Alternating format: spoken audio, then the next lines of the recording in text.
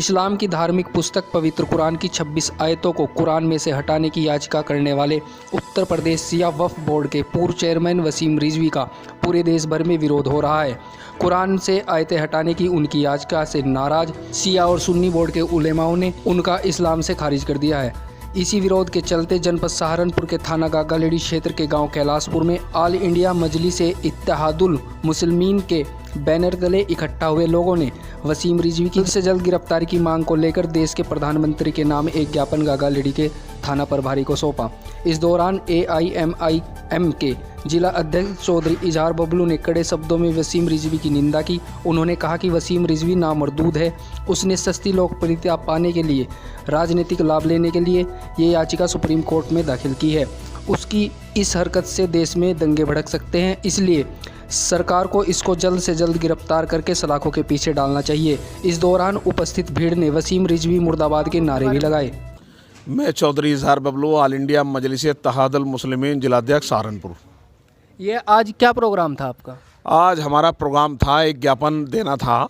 आज यहाँ रफत खान साहब के निवास पर तमाम पार्टी कार्यकर्ता हमारे इकट्ठे हुए और एक ज्ञापन प्रधानमंत्री जी के नाम जिलाधिकारी द्वारा SO गागालेडी को हम लोगों ने सौंपा है, जिसमें हमने ज्ञापन के माध्यम से कहा है कि वसीम रिजवी ने एक बयान दिया है, जिस बयान में उसने कहा है कि 26 आयतों को कलाम पाक में से हटाया जाए, उसकी याचिका कोर्ट में डालने का काम किया है। उसका पूरी तरीके से हम लोगों ने आज यहाँ प्रदर्शन करके विरोध करने का काम किया है, क्योंकि वो इंसान मुसलमान के नाम पे कलंक है, मुसलमान नहीं है। चाहे वो शिया उलेमा हो, चाहे वो मुस्लिम उलेमा हो, सब ने ऐसे इंसान को ईमान से खारिज कर दिया है। क्योंकि आज तक तमाम हमारे देश भारत में नहीं, पूरी दुनिया में एक से एक अल्लाह वाले, एक से एक मौलवी कारी मुफ्ती पड़े हैं, जिनके ने आज तक के कलाम पाक के बारे में कोई अल्फाज इस तरीके का नहीं कहा कि कलाम पाक में कोई आयत गलत है।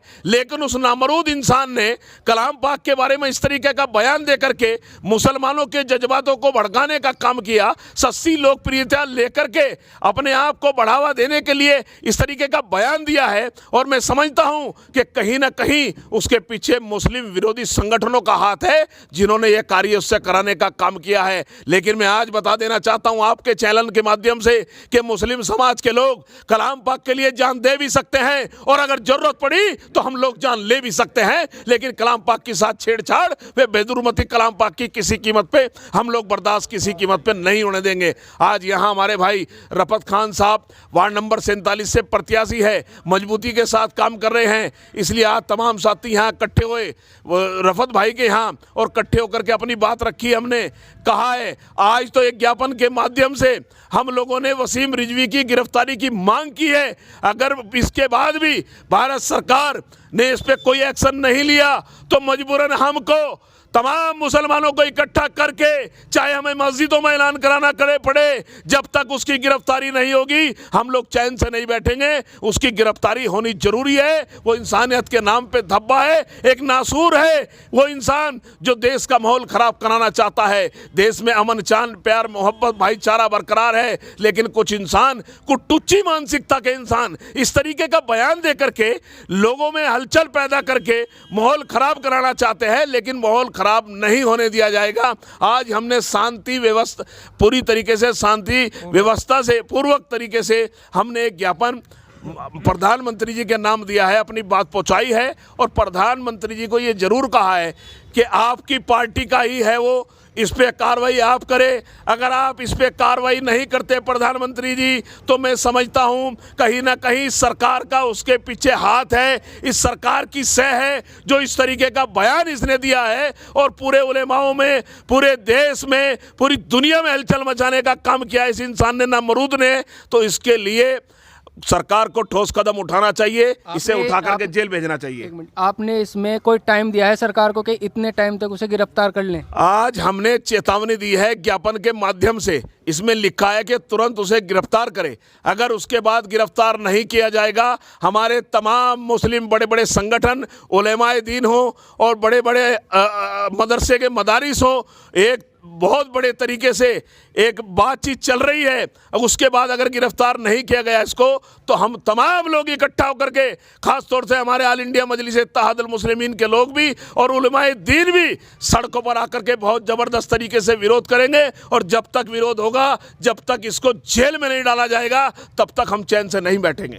तो आप क्या समझते हैं कि जो बीजेपी का जो ये नुमाइंदा है, इसने ये हिंदू मुस्लिम या मुसलमानों में फूट डालने के लिए इसने ये काम किया? शायद देखिए, ये इंसान इसका पहला वारदात नहीं है, इसने पहले भी इस तरीके के उल्टे सीधे बयान देने का काम किया है।